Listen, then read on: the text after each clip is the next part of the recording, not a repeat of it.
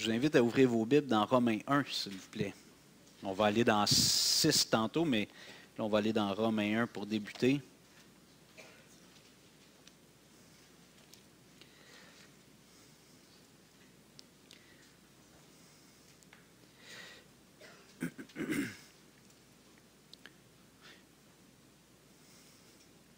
Alors, l'Épître aux Romains est peut-être l'épître au niveau des fondements de la doctrine chrétienne, l'épître la plus, je ne peux pas dire importante, parce que c'est tout important, mais qui joue vraiment un rôle stratégique et important dans la compréhension de la doctrine chrétienne. Puis Paul écrit aux chrétiens de Rome. Donc, si on regarde au verset 7, Romains 1, 7, Paul écrit à tous ceux qui à Rome sont bien-aimés de Dieu, saints par vocation, que la grâce et la paix vous soient données de la part de Dieu notre Père et du Seigneur Jésus-Christ. Alors l'apôtre Paul s'adresse à des chrétiens, donc l'Église, tous les chrétiens qui se réunissaient ensemble au nom de Jésus-Christ à Rome, Paul s'adresse à eux. Et là, il leur dit, si on va un petit peu plus loin, au verset 15, Paul dit, « Ainsi j'ai un vif désir de vous annoncer aussi l'Évangile à vous qui êtes à Rome. » Puis une traduction plus littérale aurait été, « Ainsi j'ai un vif désir de vous évangéliser, vous qui êtes à Rome. » Donc, pouvez-vous nous expliquer pourquoi Paul veut évangéliser des chrétiens? C'est quoi son idée? Parce que c'est ça qu'il dit. Pourquoi il veut évangéliser des chrétiens? Ginette. OK, est-ce que dans ce temps-là, c'était catholique au premier siècle? C'est pas la bonne réponse. Une bonne tentative, là. Merci. C'est la participation qui compte. André. Pour les faire grandir dans la foi. Mais est-ce que c'est l'Évangile qui aide les chrétiens à grandir? L'Évangile, ce n'est pas juste le message de base pour accepter Jésus? Non? OK. Martial, après ça, Nathalie. Non, mais c'est ce que j'allais dire. C'est que l'Évangile, on aurait pensé que c'est juste annoncer la grâce. L'Évangile, c'est la parole de Dieu. OK. OK. Donc, l'Évangile, ce n'est pas juste les 5 pas vers le ciel, admettons, ou le... Nathalie? En fait, c'est de s'assurer qu'ils demeurent christocentrés puis qu'ils ne repartent pas avec leurs anciens plis aussi OK. du judaïsme, probablement. Oui. De ne pas mélanger, finalement, que ce ne soit pas confus, que ce soit la parole qui soit annoncée. OK. Donc, d'être bien affermi puis solide dans la parole de Dieu, pas dévié dans d'autres idéologies. OK.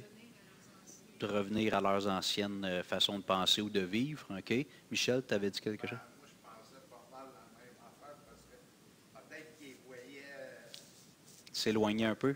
c'est ça, qu'ils voyaient s'éloigner de Dieu, Hmm. puis les ramener Dans le bon chemin. dans le bon chemin. Amen. Sûrement qu'il y a de ça. On voit dans les sujets. Anne? Les instruire pour qu'ils puissent expliquer l'Évangile eux-mêmes. OK. Parce qu'ils l'ont vécu, puis ça ne va peut-être pas nécessairement l'expliquer à quelqu'un d'autre qui aurait besoin. OK. Donc, mieux le comprendre pour mieux le partager. OK. Jessica? OK.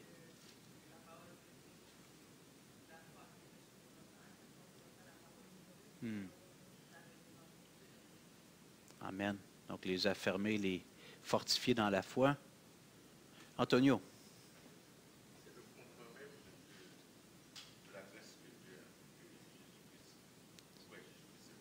Amen. C'est le fondement de la grâce ou de la venue de... Amen. Doris, après ça, André, puis après ça, je vais... Vas-y, Doris. Hmm.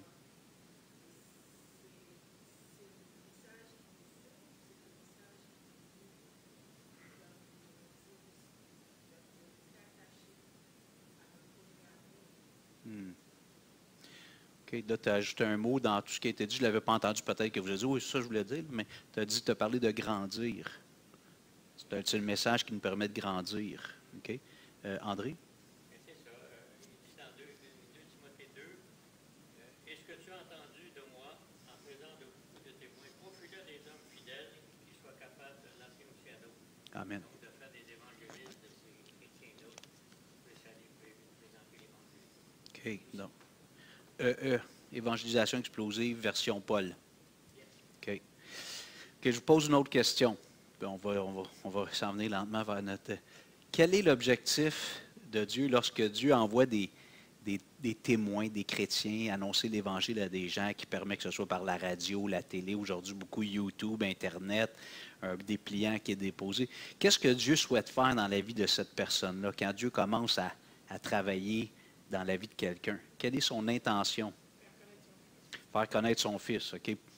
Pourquoi? C'est quoi que Dieu veut? Comment? Faire des disciples. OK? Je dirais que oui, c'est de le sauver. OK?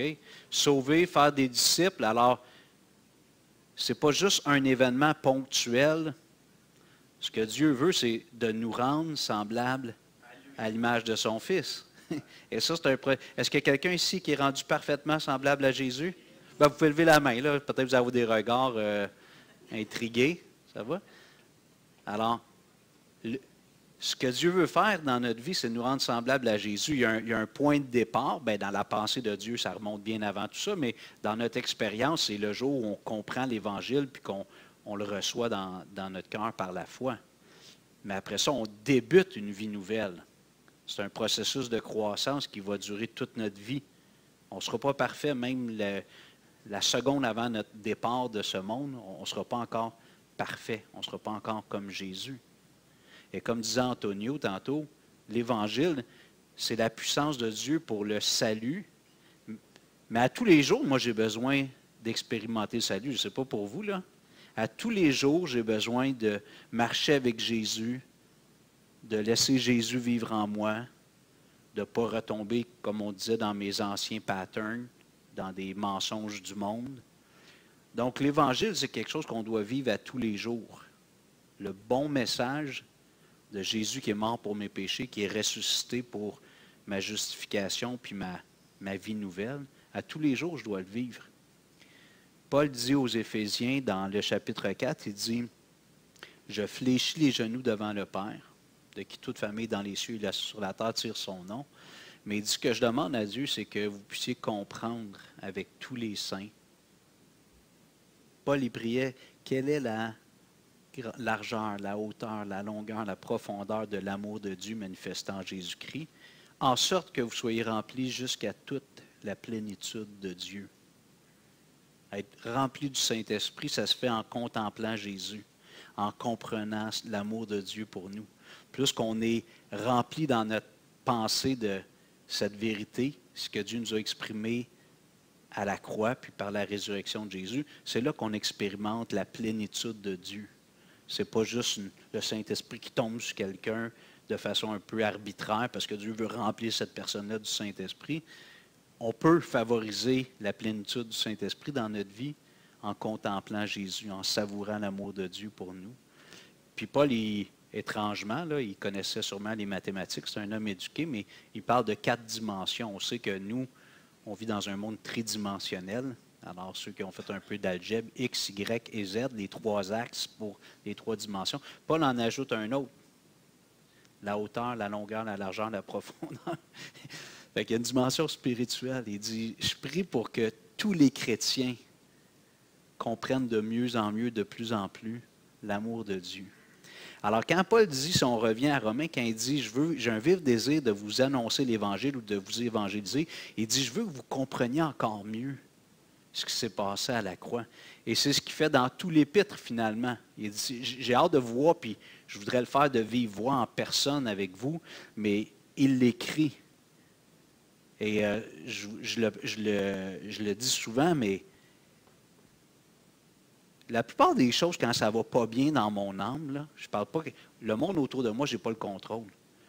Mais comment je traverse les difficultés de la vie, ça, j'ai du contrôle. Et souvent, quand ça ne va pas bien dans mon âme, c'est parce que je ne vis pas l'Évangile. C'est parce que je ne suis pas assez uni avec Jésus. Donc, j'ai besoin de grandir. Les fois où je cède à la tentation, il faut que j'apprenne à laisser plus Jésus vivre en moi, puis moins, comme Eddie a dit tantôt, il faut qu'il croisse, que Jésus croisse dans ma vie, puis que moi je diminue mon ego. Donc, Paul avait un vif désir d'évangéliser les chrétiens, donc c'est bon de s'évangéliser. Puis, je vous l'ai déjà partagé, souvent quand on rencontre des gens qui vivent des difficultés, soit des couples ou des individus, tu sais, je pense que le fait d'écouter des gens, d'aller rencontrer quelqu'un, ça nous permet d'avoir un regard plus objectif qui est extérieur, qui n'a pas la douleur émotionnelle qu'on vit quand nous, on est dans une situation qu'on trouve difficile. La personne à qui on parle est capable d'objectiver un peu, n'est pas pris émotionnellement dans la situation. Mais en bout de ligne, moi, je vous le dis tout de suite, là, comme pasteur, si vous venez me voir parce que vous avez des difficultés, je vais vous écouter un bout de temps. On va essayer de comprendre, à développer l'empathie, l'écoute active. Mais en bout de ligne, savez-vous ce que je vais vous proposer? Veux-tu qu'on aille à Jésus ensemble? C'est lui qui va te sauver. Moi, je peux juste te reparler de Jésus, t'encourager à te rapprocher de lui. Oui, c'est correct d'échanger et d'identifier, OK, si j'ai ce problème-là dans ma vie, il y a eu une blessure dans le passé, il est arrivé, c'est correct, là, ça. Mais en bout de ligne, je fais quoi? Un coup que je réalise que ce que mon père m'a dit quand j'avais 14 ans, ça m'a profondément blessé, ou quelqu'un a fait quelque chose de mal envers moi, puis, OK, maintenant, qu'est-ce que tu fais? Tu peux te retourner en arrière, une machine à voyager dans le temps, puis éviter ce moment-là douloureux? La blessure est là. Qu'est-ce que tu fais maintenant? Tu passes toujours ton temps à regarder en arrière puis te souffrir, ou tu décides de regarder à Jésus puis de regarder en avant puis de ne plus laisser cet événement-là te troubler, te tourmenter, te ralentir. Vous comprenez? Mais c'est en venant à Jésus qu'on arrive à faire ça. Fait que l'Évangile, c'est quoi? Quand on invite quelqu'un à accepter ça, on dit « Viens à Jésus ». On lui explique la croix puis tout ça. Viens à Jésus. Nous, on est juste des témoins de Jésus. On est là pour emmener les gens à Jésus. Mais c'est la même chose dans notre vie chrétienne maintenant, jusqu'à temps que le Seigneur vienne nous chercher. On s'écoute, on a de l'empathie, je vais prier pour toi, tu sais. Mais en bout de ligne, va à Jésus. C'est lui ton consolateur, c'est lui le Rédempteur. Dieu aime nous sauver de nous-mêmes à tous les jours. Dieu aime ça. Quand je crie à lui, je ne suis pas capable, j'ai besoin de ton aide. Dieu dit, fine, ça c'est ma business. L'impossible, c'est ma business. Ce qui est impossible aux hommes est possible à Dieu. Fait que pourquoi Paul veut prêcher l'Évangile? Je prends le temps de tout faire ça ce matin parce que je veux nous aider à apprécier le texte qu'on regarde dans Romains 6. Parce que Paul, il devient de plus en plus comme concret. Romains 6, 7 et 8, il va parler justement du combat que nous, les chrétiens, on vit, des chrétiens de tout jeunes dans la foi ou des chrétiens de 50 ans, 70 ans de vie chrétienne, il faut qu'on vive l'Évangile à tous les jours. Alors, comme je l'ai dit la semaine passée, c'est rare que je dise ça, là, parce que ça a l'air un peu prétentieux, mais il y a du bon stock dans mes notes. Fait que je vais lire un petit peu plus, OK? Là, je fais un petit rappel rapidement de ce qu'on a vu. C'est correct? OK. Merci, il y a au moins Michel qui est content.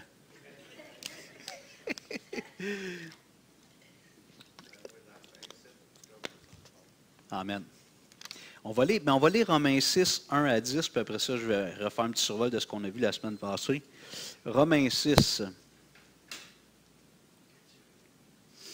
Que dirons-nous donc? Demeurerions-nous dans le péché afin que la grâce abonde? Loin de là! Nous qui sommes morts au péché, comment vivrions-nous encore dans le péché? Ignorez-vous que nous tous qui avons été baptisés en Jésus-Christ, c'est en sa mort que nous avons été baptisés. Nous avons donc été ensevelis avec lui par le baptême en sa mort, afin que comme Christ est ressuscité des morts par la gloire du Père, de même, nous aussi nous marchions en nouveauté de vie. En effet, si nous sommes devenus une même plante avec lui par la conformité à sa mort, nous le serons aussi par la conformité à sa résurrection. sachant que notre vieil homme a été crucifié avec lui, afin que le corps du péché soit réduit à l'impuissance, pour que nous ne soyons plus esclaves du péché. Car celui qui est mort est libre du péché. Or, si nous sommes morts avec Christ, nous croyons que nous vivrons aussi avec lui, sachant que Christ, ressuscité des morts, ne meurt plus, la mort n'a plus de pouvoir sur lui. Car il est mort, et c'est pour le péché qu'il est mort, une fois pour toutes. Il est revenu à la vie, et c'est pour Dieu qu'il vit. Donc, la semaine passée, on s'était attardé surtout au premier verset, puis après ça, on avait entamé un peu les versets, c'est-à-dire les 2 premiers versets, puis on avait entamé un peu les versets 3 et suivants. Alors, dans la section qu'on aborde à partir du chapitre 6, on est dans cette section où Paul parle de la justification, c'est-à-dire de la sanctification. Il vient de parler de la justification, chapitre 3, 4 et 5, les fruits de la justification par la foi. Mais là, à partir du chapitre 6, chapitre 7 et 8, Paul parle de la sanctification dans une approche plus théologique. Dans les chapitres 12 et suivants, c'est la sanctification, mais très pratique. Là, il dit comment faire. Mais pour réussir à mettre en pratique les chapitres 12 et suivants, il faut comprendre les chapitres 6 à 8 pour qu'on puisse vivre cette sanctification. Le péché n'est pas défini seulement par le meurtre, le vol, le viol ou tout autre crime fortement dénoncé dans notre société, mais le péché est beaucoup plus profond. Il consiste essentiellement dans un désir d'indépendance et d'indifférence à l'égard de Dieu. On s'était rappelé la semaine passée que le premier commandement, selon Jésus, c'est « Tu aimeras le Seigneur ton Dieu de tout ton cœur, de toute ton âme, de toute ta force, de toute ta pensée. » Et ça, c'est quelque chose qui devrait se faire en continu. Donc, on est, j'espère, tous d'accord pour dire qu'on n'arrive pas, même après des années de vie avec Christ, à aimer le Seigneur de tout notre être, parfaitement, au-dessus de tout projet, de toute personne, de toute ambition, sans jamais défaillir. Moi, je n'y arrive pas. Je présume que si vous êtes honnête, vous allez dire vous aussi, vous n'y arrivez pas. Et ça, c'est le premier commandement. Alors, je me casse la figure souvent sur le premier commandement. La repentance et la conversion consistent essentiellement à un changement d'attitude à l'égard de ce premier commandement. Donc, quand on se convertit, on décide que ce n'est plus nous qui est aux commandes, mais c'est Dieu, à tout moment, en tout point. Et le piège dans le fait d'avoir une pratique religieuse fervente, parce qu'il y a des gens qui sont très religieux, très pratiquants. Au Québec, si je veux dire, par exemple, dans le catholicisme, ça peut être dans l'islam. Avec l'immigration, il y en a de plus en plus, mais disons pour juste le besoin de la cause dans le catholicisme, il y a des gens qui sont très pieux. Tu sais, souvent, les gens parlent de Mère Teresa comme un exemple de sacrifice, de renoncement à soi-même. Elle travaillait avec les lépreux en Inde. Mais elle-même n'était pas sûre d'être sauvée. Alors, le fait d'être très religieux peut être un piège. Parce qu'à quelque part, on a l'impression qu'en étant vraiment une bonne personne, Dieu n'aura pas vraiment le choix de nous faire rentrer au ciel, sinon il n'y en a pas gros qui vont y aller.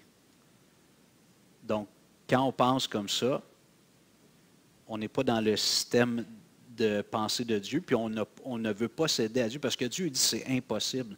Même Mère Teresa, avec tout ce qu'elle a fait, si elle est au ciel, ce n'est pas à cause de tout ce qu'elle a fait.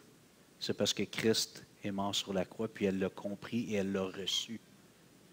Donc, les œuvres ne nous mènent pas au ciel. Alors, même des gens hyper religieux doivent renoncer à un système de pensée, parce que souvent, ces gens-là pensent qu'ils vont mériter un accès au paradis, parce qu'ils ont été des bonnes personnes. On a vu dans Romains 3, c'est un peu brutal, mais que quand Dieu regarde les êtres humains, il voit qu'on est tous pécheurs. Il n'y a personne qui va gagner la faveur de Dieu sur la base de mérite personnel. Donc, la repentance, c'est premièrement d'accepter de changer ça, de dire, OK, là c'est plus moi qui détermine les choses, qui définit Dieu. Quand on passe à travers des épreuves, les chrétiens, puis qu'on a une forme de rébellion, de réaction envers Dieu, c'est parce que Dieu n'est pas tout à fait comme on l'avait imaginé. Puis il nous déçoit. On ne dit pas comme ça parce que ça serait honteux de dire « je suis déçu de Dieu », tu sais, mais quand on ne réagit pas bien dans une épreuve, puis ça m'arrive souvent, c'est parce que Dieu, il n'est pas tout à fait comme je l'aurais imaginé. Moi, si j'étais Dieu, je ne ferais pas ça comme ça. Alors, j'ai besoin de me repentir de ça, de dire, Dieu, tu es souverain. Et je dois accepter l'épreuve, et je crois que tout ça, ça concourt à mon plus grand bien, de devenir semblable à Jésus. Et malheureusement, on a la tête dure, les êtres humains, puis des fois, il faut que ça fasse mal un peu pour qu'on comprenne ou qu'on abandonne des choses, pas vrai? C'est dommage, là. On aimerait ça comme être toujours très docile, puis Dieu dit quelque chose, oui, parfait, papa, mais on n'est pas comme ça. Puis il y a plein de choses on a une forme d'obstination, mais on ne le sait même pas, puis Dieu est gentil, nous le révèle progressivement, sinon on ferait vraiment une crise cardiaque. S'il nous montrait toute la liste de ce qui ne va pas bien dans notre vie. Imagine si tu vas chez le médecin et il dit « J'ai une mauvaise nouvelle pour vous, M. Gobeil, ce matin. » Là, il sort une affaire de 8 mètres de long. Ça, c'est tous les problèmes qu'il voit dans ta vie. Peut-être qu'il se dit « Écoute, on va prendre le pire, là, je vais y parler de ça. » Puis... Fait que si Dieu il nous défilait tout ce qui ne va pas bien dans notre vie, là, on ferait une crise cardiaque. Là. On dirait « C'est impossible. J'y arriverai jamais. » Alors, Dieu est gracieux. Alors, Paul nous dit dans Romains 6.1, « Le faux raisonnement, que dirons-nous donc? Demeurerions-nous dans le péché afin que la grâce abonde? » Donc, il semble qu'il y avait des gens à Rome, alors on parlait tantôt de corriger peut-être des faux raisonnements. Est-ce que c'est des chrétiens authentiques? Je ne sais pas, des chrétiens charnels, peu importe. Mais il y en a qui disaient, écoute, si quand on pêche, Dieu déverse sur nous sa grâce, qui pardonne, qui restaure, bien, on va faire plein de péchés. Dieu va déverser encore plus de grâce, puis la gloire de Dieu va éclater. On dit, hey, regardez comment Dieu est bon. On est tout croche, nous autres, puis Dieu, il nous aime encore, puis il nous pardonne. Alors, il semble qu'il y en a qui avaient ce genre de raisonnement-là. Puis je pense qu'aujourd'hui, c'est peut-être pas dit comme ça, mais je l'ai dit la semaine passée, il y en a qui sont un petit peu comme ça. Ils ne comprennent pas bien la grâce de Dieu. Alors, tu sais, quand je disais tantôt l'Évangile, il y en a qui voient l'Évangile juste comme avoir, on dit souvent, le ticket pour le ciel. Il y a ton billet d'avion ou de train ou de bateau. C'est pas juste ça l'Évangile. Ça, c'est le point de départ, en quelque sorte. Même ça, c'est faible comme explication. Parce que ce n'est pas juste un billet. Même quand on se convertit, on a une nouvelle nature. Et c'est ce que Paul explique dans Romains 6, une nouvelle réalité. La réponse de Paul au verset 2, « Loin de là, jamais de la vie, God forbid », c'est ça, dans King James, « que la chose n'advienne ». Toi, c'était quoi, Don Anne? Il me semble que tu avais une autre, ou Nathalie, vous aviez une autre. OK, loin de là. OK. C'est une exclamation qui est forte. Jamais de la vie, si tu fais là. Impossible. Nous qui sommes morts au péché, comment vivrions-nous encore dans le péché? Vous vous souvenez que le mot mort, pour nous, souvent, ça, tout de suite, la réflexion, c'est absence de vie. Il est mort. Il n'est plus vivant. Mais le mot mort a un sens plus large, c'est une séparation. Alors, il y a quelque chose qui se passe à la mort, l'âme quitte le corps, donc le corps est inanimé, il n'y a plus de vie dans le corps. Mais la mort, c'est plus que ça. Alors, on a vu que c'est la mort spirituelle. Depuis qu'Adam et Ève ont mangé le fruit défendu, l'être humain vient au monde mort spirituellement. Physiquement, c'est plein de vie, un beau petit bébé, mais en dedans, c'est moribond. Ça sent la mort dans notre âme. Il y a quelque chose où il y a une rupture. On est séparé de Dieu à cause du péché originel. Puis rapidement dans nos vies, on démontre qu'effectivement, on est aussi pécheur par les actions qu'on fait, les pensées qu'on a, les paroles qu'on dit et les bonnes choses qu'on devrait faire qu'on ne fait pas. Donc Paul dit, il dit, on est rendu séparés du péché. Nous donc, nous qui sommes morts au péché, comment vivrions-nous encore dans le péché? Fait qu'il dit, le raisonnement ne tient pas là. On va pécher beaucoup, comme ça la grâce de Dieu va abonder. Il dit, non, ça ne marche pas. Il dit, parce que quand tu t'es converti à Christ, ça va-tu? Je ne sais pas, on ira voir tantôt. Non, il a l'air de l'enlever, la Pâque. En tout cas, je ne sais pas, excusez. Restons concentrés. OK. André, tu veux-tu aller voir le monsieur? Juste comme ça, on va arrêter de se poser des questions. Donc, ben André, c'est un des administrateurs. Là. Il dit que c'est encore une église ici, c'est pas. Non, mais c'est. Ouais. OK. Si jamais il commence à se battre, dites-moi là, OK? On va arrêter le culte, on va envoyer Michel. OK. Il est parti? Non, non, mais il y avait une drill. OK, excusez. Ouais. OK, la réponse, on l'a vue. OK, alors Paul dit, nous donc qui sommes morts au péché, comment vivrions-nous encore dans le péché? Il dit que quand on s'est converti, on a pris une distance face au péché. On a compris toute la laideur, l'impact du péché. Christ a dû mourir. Tout le mal que ça a emmené dans notre vie, dans la vie des gens autour de nous. Puis il dit, si on s'est distancé, dissocié du péché, comment on pourrait à cette heure vivre dans le péché? Puis voir ça comme un avantage de pécher régulièrement parce que la grâce de Dieu va couler sur nous abondamment. Donc il dit, le raisonnement, c'est mort dans l'œuf, ton chien est mort, c'est pas bon comme raisonnement. Là ensuite, Paul commence à développer, on va lire au verset 3, « Ignorez-vous que nous tous qui avons été baptisés en Jésus-Christ, c'est en sa mort que nous avons été baptisés. » Donc, Paul, premièrement, il veut parler de notre identité, notre identification à Jésus dans sa mort. Lorsque quelqu'un accepte l'Évangile le jour 1, quand il ouvre son cœur, puis que Jésus vient dans sa vie, par la foi, eh bien, ce qui se passe premièrement, c'est que notre vie, qui ne met pas Dieu au centre, qui définit les choses un peu comme il dit dans les AA, là, un Dieu tel que je le conçois, qui définit Dieu par lui-même, qui pense ça c'est bien, ça c'est pas bien. Tout ça, c'est crucifié, c'est enseveli, c'est baptisé avec Christ dans sa mort. Donc, dans le baptême, il y a l'image de l'ensevelissement. Après ça, il va le dire carrément, on a été ensevelis avec Christ. Mais là, il dit, ignorez-vous que nous tous qui avons été baptisés en Jésus-Christ, c'est en sa mort que nous avons été baptisés. Et là, Paul ne parle pas du baptême d'eau. Le baptême d'eau, c'est une image physique d'une réalité invisible, spirituelle. Il dit, quand tu as accepté Christ, tu as comme été baptisé, immergé dans la mort de Christ. Donc, Jésus est réellement mort. De la même façon, le Hugo... Ça va-tu, André? André, c'est-tu un monsieur qui travaille avec l'agent d'immeuble? OK, parfait. Fait qu'ils savent ce qu'ils font. Je ne sais pas pourquoi, mais c'est correct. Ah, OK, c'est bon. OK, ils veulent attirer. Oui, oui, c'est bon. OK. On va en parler tantôt. Tantôt! Alors, il parle du baptême du Saint-Esprit, mais quand on vient à Christ, ah oui, le vieux Hugo. Alors moi, je n'ai pas la date, mais c'est l'automne 1991. C'est là que j'ai ouvert mon cœur à Jésus. J'ai compris l'Évangile, puis j'ai ouvert mon cœur à Christ. À ce moment-là, il y a eu le vieux Hugo. C'était sa fin, puis il y avait le début du nouveau Hugo. Nouvelle créature. Si quelqu'un est en Christ, il est une nouvelle création. Alors ici, je vais expliquer peut-être pour ceux qui n'êtes pas tellement familiers, peut-être que vous entendez des choses nouvelles ce matin.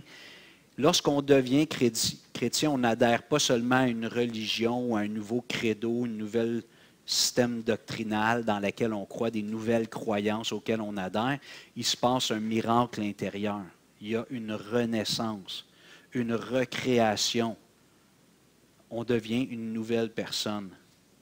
Et tout à l'heure, je pensais à la distinction, parce que des fois, les gens, ils vont nous entendre, les chrétiens, ils vont dire, ben moi, tu sais, c'est pas vraiment Jésus ou Dieu, c'est plus l'univers, ou j'y parle à cet être-là, il n'y a pas de nom, tu sais.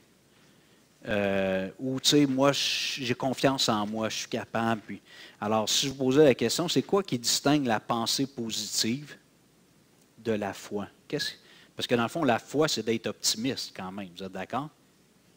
Mais qu'est-ce qui distingue la pensée positive de la foi en Christ ou en Dieu? Est-ce que quelqu'un veut s'essayer? Jessica.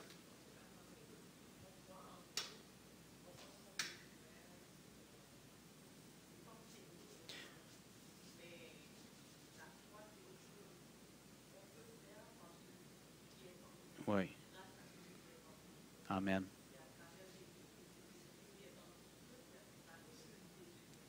Amen.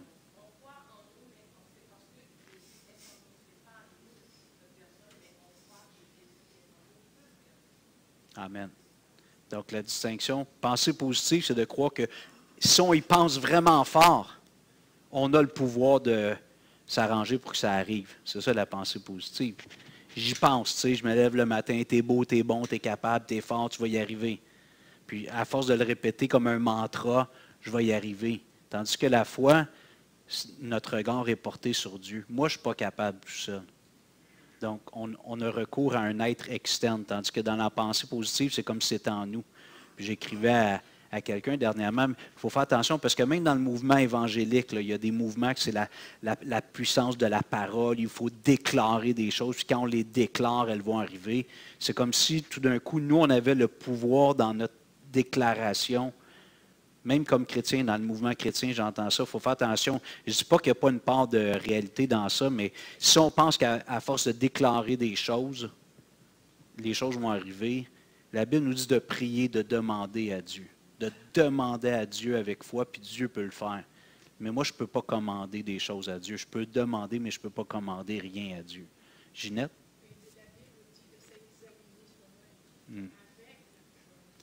Oui.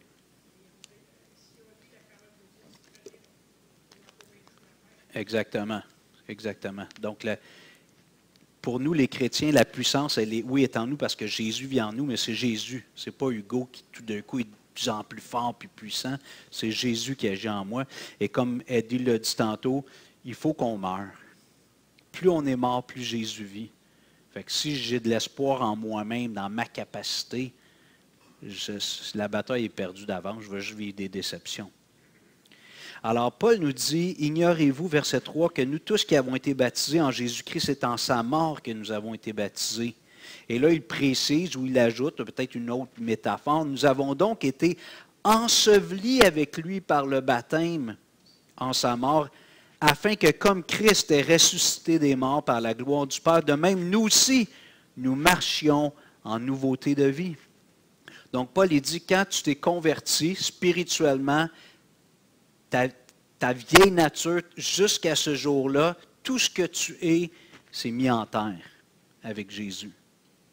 Et quand Jésus est mort, qu'est-ce qui s'est passé? Jésus a comme mis un terme à la malédiction adamique.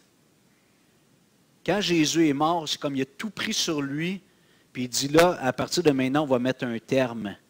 Jusqu'à temps que Jésus meure, tous les êtres humains, on était pris. Même dans l'Ancien Testament, les gens étaient croyants, mais il n'y avait pas de renaissance spirituelle.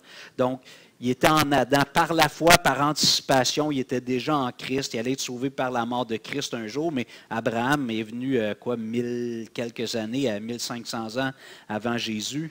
Puis il a été sauvé par la foi en Christ, mais avec ce qu'il pouvait comprendre de ce que Dieu lui avait donné comme information. Donc, il était sauvé par la foi. Puis par anticipation, Dieu savait qu'un jour, son fils allait mourir, puis il allait appliquer la mort de Christ sur Abraham pour le sauver. Je perds mes idées. OK, alors, verset 4. « Nous avons donc été ensevelis avec lui par le baptême en sa mort, afin que comme Christ est ressuscité... » Ah oui, c'est ça, je disais, Jésus a mis un terme à la malédiction qui affecte tous les êtres humains depuis la chute d'Adam. Jésus vient mettre un terme à ça, et en sortant du tombeau, Jésus maintenant a créé une nouvelle humanité. Jésus est le prototype, le premier, l'original d'une nouvelle humanité. Et Paul nous dit ici, afin que comme Christ, verset 4, nous avons donc été ensevelis avec lui par le baptême en sa mort, afin que comme Christ est ressuscité des morts par la gloire du Père, de même nous aussi, nous marchions en nouveauté de vie. Fait que l'idée de continuer à rester dans le péché pour que la grâce surabonde, c'est de rester dans le vieux modèle, la vieille vie. Mais là, Paul nous dit que Dieu nous ressuscite pour qu'on marche en nouveauté de vie.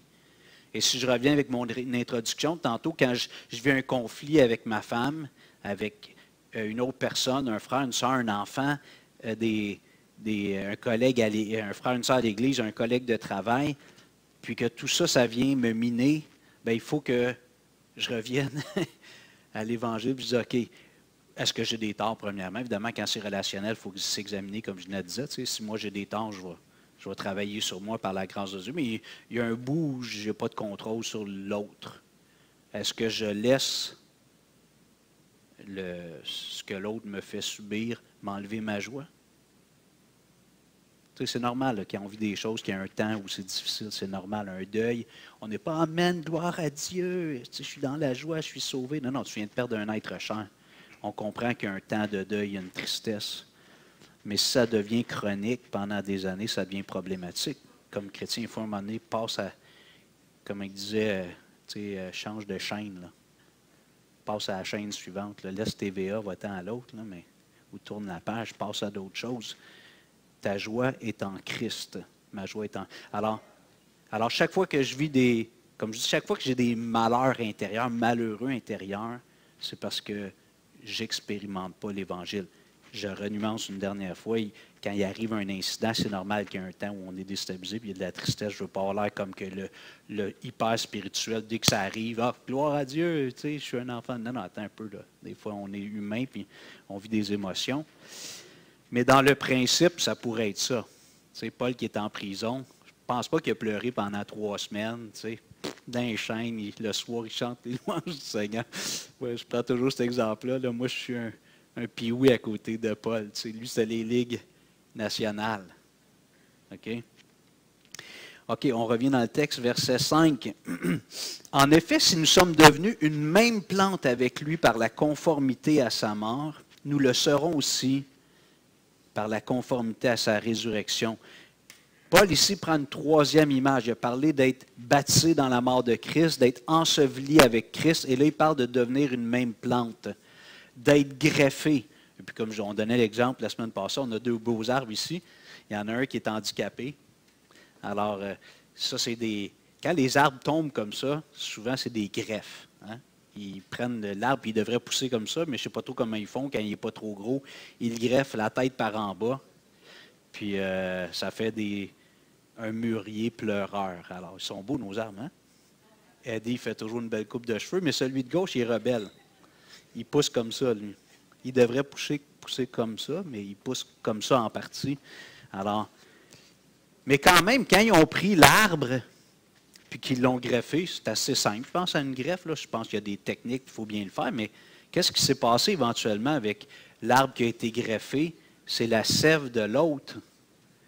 Fait qu'on prend un arbre, on coupe une partie, donc on enlève, on le déconnecte de la source de la vie, qui est la sève, les racines. On le prend, puis on vient le greffer. Ils font des entailles, je ne sais pas trop, ils mettent des petits tissus autour de ça. Anne, tu pourrais nous expliquer ça, j'imagine. Et là, qu'est-ce qui se passe?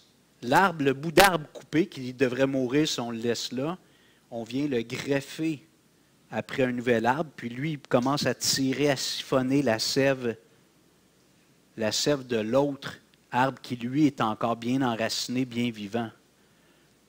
Donc, le Seigneur, Paul nous dit ici qu'on est devenu une même plante avec Christ. Ça va-tu, Julien, ça va-tu? Ça va-tu? OK, je pensais que tu avais une mauvaise nouvelle. OK, non, mais je pensais dans ton visage que tu avais quelque chose à nous annoncer. Alors, Paul nous dit qu'on est devenu une même plante avec Christ. Ça veut dire que qu'est-ce qui coule en nous maintenant?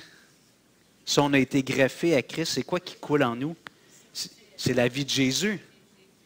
Il y a comme une nouvelle sève qui circule en nous. Avant, elle n'était pas là, cette sève-là. Maintenant, on a la vie de Jésus qui coule en nous, la vie de l'Esprit qui circule en nous. Donc, Paul nous dit qu'on a été baptisé dans la mort de Christ, on a été enseveli avec Christ et on a été greffé avec Christ. Je poursuis la lecture, verset 6. Sachant que notre vieil homme a été crucifié avec lui, afin que le corps du péché soit réduit à l'impuissance, pour que nous ne soyons plus esclaves du péché, car celui qui est mort est libre du péché. Là, c'est important, là, ici, comme je disais tout à l'heure avec mon introduction, l'Évangile, oui, c'est de croire que Jésus est mort pour moi, mais Paul nous dit ici que l'Évangile, c'est aussi de croire que moi aussi, je suis mort avec Jésus. Est-ce que j'ai votre attention? Première étape, on comprend que Jésus est mort pour nous. On confesse nos péchés, on demande pardon, on ouvre notre cœur, on accepte le pardon de Dieu en vertu de la mort de Christ qui est mort pour nos péchés, pour mes péchés. Mais Paul nous dit, c'est pas juste Jésus qui est mort. Toi aussi, tu es mort. Le vieux Richard Vaudrin, Il est mort. On le sait. Physiquement, ça n'a pas changé. Donc, le vieux, il est encore là. Ce qu'on voit, là, c'est le vieux Hugo, c'est le vieux Richard, c'est la vieille Paulette. Elle est Paulette, mais c'est la vieille Paulette. Mais intérieurement, le vieux Richard, le vieux Hugo, la vieille Paulette ont été crucifiés sur la croix avec Jésus. Sophie m'a envoyé une photo cette semaine. C'est cute, ses enfants jouent à Jésus. Tu sais, il y a des enfants, moi je jouais au G.I. Joe quand j'étais jeune, on se prenait pour un G.I. Joe, pour Chips, mon frère, puis moi c'était Chips. Vous vous souvenez-vous de Chips, la série, là, les Puncharello, puis je ne sais plus trop, là, on était Chips, tu sais, ou Star Wars. Moi j'étais Han Solo, puis... ouais, j'étais pas un bandit, moi, dans mes yeux. Mais ses enfants jouaient à Jésus. Il était crucifié dans le parc sur un arbre. Tu sais. Ah, c'est bon, c'est cute. Au moins, c'est un début. Mais Paul nous dit ici, si tu t'es converti, c'est une réalité. Ce n'est pas un souhait. Ce n'est pas une éventualité, c'est une réalité. Il dit, je relis verset 6, « Sachant que notre vieil homme sera crucifié avec Christ. » C'est ça? Tu dis oui, toi. « Sera crucifié avec... » Non, OK. Mimi, parle-y. A été crucifié avec lui. Dans quel but? Afin que, qu'est-ce qui est écrit dans votre Bible? Afin que le corps du péché soit réduit à l'impuissance, qu'il fût détruit. Toute la puissance du péché par laquelle on est dominé avant, quand on se convertit, c'est réduit à l'impuissance. Quand un chrétien vient de voir un frère, une soeur, puis dit, écoute, je lutte avec ce péché-là, puis ouais, mais repens-toi, je ne suis pas capable. C'est vrai, puis c'est faux. C'est vrai que toi, en toi-même, tu n'es pas capable. Mais c'est faux de croire que tu ne peux pas surmonter ça. Fait qu'il y a quelque chose de bien dans dire, je ne suis pas capable. Quand on dit, je ne suis pas capable, c'est bon. Hugo, il n'est pas capable.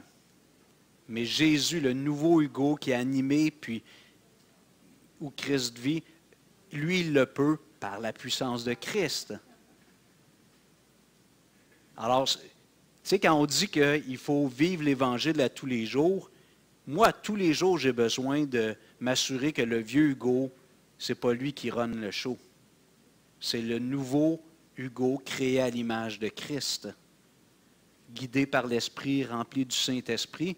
Alors, j'ai besoin de m'évangéliser à tous les jours. J'ai besoin de me rappeler que quand je me suis converti à l'automne 91, le vieux Hugo, il a été crucifié avec Christ. Il n'y a plus à dominer. C'est comme un épouvantail, c'est un corps empaillé. C'est fini. Puis je vous avoue que je ne l'ai pas gardé. Je n'ai pas un trophée là, du vieux Hugo. Là. C'est fini. Mais à cause du péché qui agit dans notre corps, oui, il y a encore des tentations. Mais Paul est en train de dire, comme chrétien, tu n'es plus obligé de pécher. Avant, tu étais obligé. C'était ta nature propre. Maintenant que tu es en Christ, tu n'es plus obligé. En fait, tu devrais choisir de ne jamais pécher. On est honnête les uns avec les autres, on n'y arrive pas de façon constante et ininterrompue et parfaite, mais c'est possible. Alors, je termine avec ça. La semaine passée, Martial avait fait un petit retour à la fin, mais il y a eu des fois dans l'histoire de l'Église, il y avait un mouvement qui s'appelait Christian Perfection, donc c'était, je pense, chez les méthodistes, mais peut-être je me trompe, là, mais il disait qu'un chrétien, le but du chrétien sur la terre, c'est d'arriver à ne plus pécher. Factuellement, tu ne pêches. Puis il y en a qui prétendaient qu'ils avaient atteint, c'est un peu comme d'atteindre le nirvana, là, tu sais. Ils ont atteint la position ultime, la maturité parfaite. Alors, évidemment, on dénonce ça. Tu sais. Jean le dit, ils se sont dit qu'on n'a pas de péché, on le fait menteur. Puis je ne pense pas que c'est juste dans un sens passé, c'est on lutte encore avec le péché. Mais par exemple, de croire que c'est une fatalité, je vais toujours retomber dans ces mêmes péchés que j'ai hérités de mon père ou de ma mère ou de la société, ça c'est faux. De le voir comme une fatalité, je vais toujours retomber. Et vous vous souvenez de David, c'est mon exemple, je vais vous en reparler tantôt. David, quand il est allé battre l'incirconcis Goliath, qu'est-ce qu'il a dit à Saül quand Saül lui a dit, ben, T'es cute, là, c'est gentil de vouloir aller te battre, là, personne ne veut y aller, toi tu veux y aller, mais t'es quand même un jeune homme, puis ça c'est un homme de guerre. Qu'est-ce que Jésus lui a dit? Et qu'est-ce que j'ai dit? Ouais, David il a dit, quand je gardais les moutons de mon père, qu'est-ce que j'ai fait avec l'aide de Dieu? Il a tué un lion puis un ours. Un lion puis un ours, quand même. Tu sais, moi, j'étais encore au niveau de la marmotte. Là. Avec le Seigneur, j'apprends à tuer des marmottes. Tu sais. Je parle pas une vraie marmotte. La belle. Après la marmotte, ça va être un renard. Après ça, un coyote. Après ça, un loup. Après ça, un lion puis un ours. Mais David, il dit, garde, le Seigneur m'a délivré de la patte de l'ours puis de la griffe du lion. Il va me délivrer de cet incirconcis qui insulte l'armée du Dieu vivant. David a eu des victoires contre des adversaires moins redoutables. J'avoue qu'un lion et un ours, je trouve ça redoutable. Mais Jésus dit, pas Jésus, mais David, il dit, Dieu m'a donné la victoire sur ces deux créatures-là. C'est de la petite bière, le grand fendant, de 10 pieds, 400 livres. Ça lance une chose de tisserand, là. Si tu te fais percer par ça, tu exploses, c'est gros de main. Tu ne peux pas juste être transpercé. Mais David, il dit, alors c'est la même chose avec nous. C'est pour ça qu'on a besoin d'être évangélisé à tous les jours. Identifie un combat dans ta vie.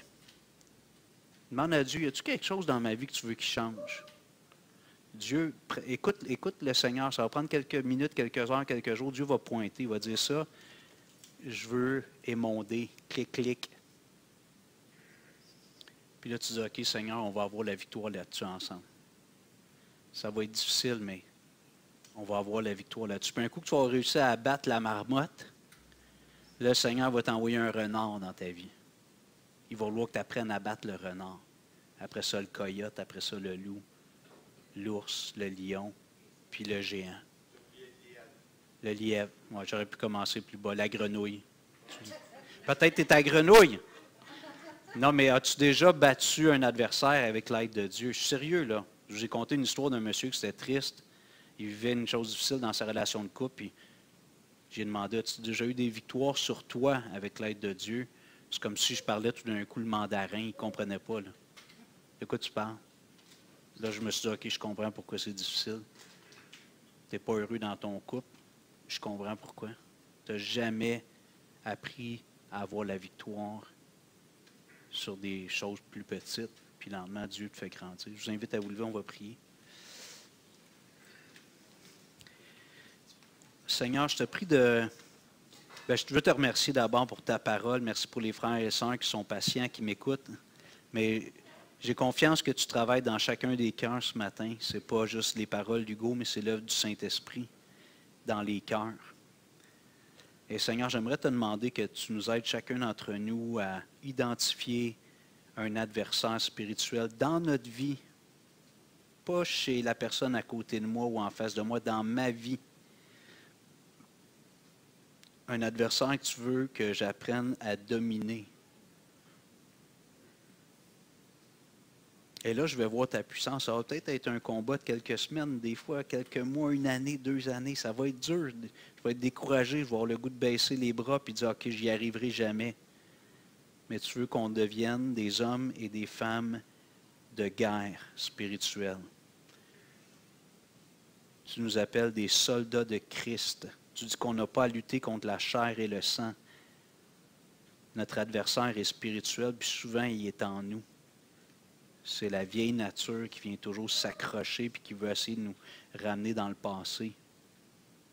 Alors Seigneur, je te prie que tu nous aides chacun d'entre nous à identifier un adversaire spirituel en dedans de nous, un combat, et qu'on expérimente ta puissance, qu'on expérimente le chemin de la victoire par la foi. Parce que l'Évangile, c'est la puissance de Dieu pour la délivrance, le salut de quiconque croit. Du juif premièrement et du grec, c'est-à-dire le reste du monde. Selon ce qui est écrit, le juste vivra par la foi. Tu nous sauves par la foi et pour la foi, pour que l'on vive une vie de victoire spirituelle, de conquête spirituelle. Aide-nous, Seigneur, chacun d'entre nous, à apprendre le combat spirituel et à connaître le chemin de la victoire par ta grâce. On te prie au nom de Jésus. Amen. Merci pour votre